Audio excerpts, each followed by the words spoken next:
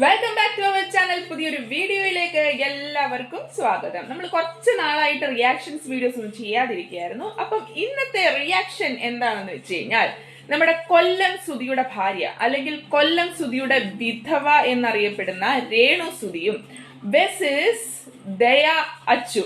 ദയ അച്ചുവിനെ ആരും മറക്കാൻ അങ്ങനെ ചാൻസ് ഒന്നുമില്ല. നമ്മുടെ ബിഗ് ബോസിലൊക്കെ വന്നിട്ടുള്ള ജസ്ല മാടശ്ശേരിയുമായിട്ട് യുദ്ധമുണ്ടാക്കി ബിഗ് ബോസിൽ കയറി കൂടിയ ഒരു ഒരു ഒരു ഒരു പെരിച്ചാഴിയാണ് ദയ. അപ്പൊ ദയയെയും അതുപോലെ തന്നെ രേണു സുധിയും തമ്മിൽ ഇപ്പൊ ഭയങ്കര അങ്ങോട്ടും ഇങ്ങോട്ടും വിഷയങ്ങൾ നടന്നുകൊണ്ടിരിക്കുകയാണ്, പ്രശ്നങ്ങൾ നടന്നുകൊണ്ടിരിക്കുകയാണ്. ദയ അച്ചുവിന് അല്ലെങ്കിലും പണ്ട് മുതലേ ഉള്ളതാ ഇച്ചിരി ഫെയിമിൽ നിൽക്കുന്ന ആരുടെയും മണ്ടക്കോട്ട് ചെന്ന് കയറുക, അവിടുന്ന് ഫെയിം ഉണ്ടാക്കുക എന്നുള്ളത്. ഇവക്ക് എന്ത് യോഗ്യതയാണ് ഒരാളെ കുറ്റപ്പെടുത്താനെന്നാണ് ഞാൻ ചോദിക്കുന്നത്. നാണവും മാനവും ഇല്ലാത്തൊരു സ്ത്രീ ദയ അച്ചുവിനോടൊന്ന് ചോദിക്കട്ടെ.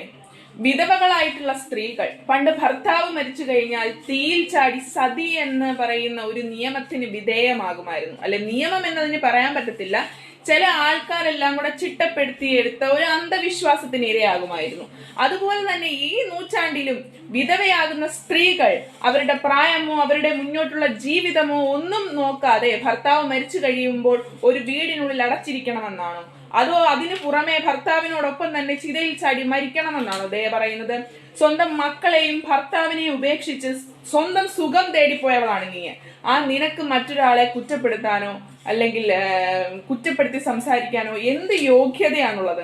ആദ്യം സ്വന്തം കണ്ണിലിരിക്കുന്ന വലിയ കോലെടുക്കണം, എന്നിട്ട് വേണം മറ്റുള്ളവരുടെ കണ്ണിലെ കരടെടുക്കാൻ പോവാൻ. രേണു സുധിക്ക് ഇഷ്ടപ്പെട്ട പ്രൊഫഷൻ തിരഞ്ഞെടുത്തു, അവൾ ജീവിക്കാൻ വേണ്ടി ഉപജീവന മാർഗത്തിൽ നടക്കുന്നു. നീ എന്താണ് കാണിച്ചു കൂട്ടുന്നതെന്ന്.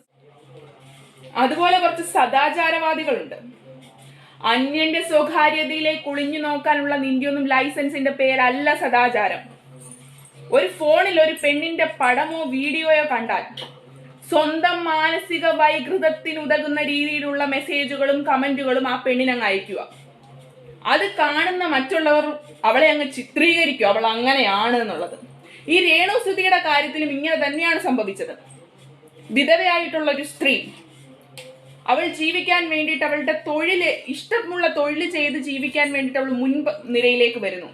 അവളെ സപ്പോർട്ട് ചെയ്ത് നമ്മൾ കൂടെ നിൽക്കുകയാണ് ചെയ്യേണ്ടത്, അതാണ് ചെയ്യേണ്ടത്. എന്നാൽ പട്ടിയെ കല്ലെറിഞ്ഞ് ഓടിക്കുന്നത് പോലെയാണ് അവളെ ഓരോരോ കമന്റുകൾ കാണുമ്പോൾ ഒരു സ്ത്രീ എന്ന നിലയിൽ എനിക്കുണ്ടാകുന്ന വിഷമം പറഞ്ഞറിയിക്കാൻ സാധിക്കില്ല. കാരണം നാളെ ഇത് എനിക്കും നിങ്ങൾക്കും ഒക്കെ സംഭവിക്കാവുന്നതേ ഉള്ളൂ.